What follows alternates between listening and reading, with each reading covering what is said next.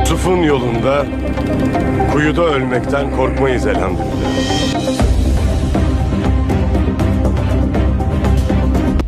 Atalarımızın destanlarını masal mı sandın? Onlar bebe uyutmak için değil, adam uyandırmak içindir. Rızık endişesine olmayacağız.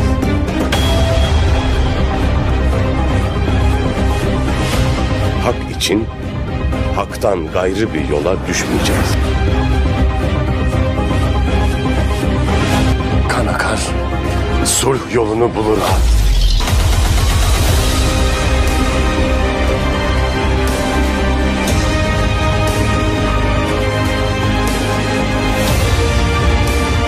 Yiğidin bakışı, korkağın kılıcından keskindir.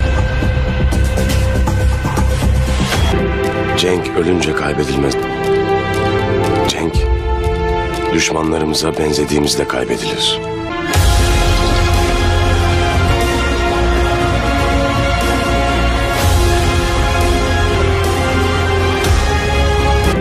Cenk ölünce kaybedilmez. Cenk, düşmanlarımıza benzediğimizde kaybedilir.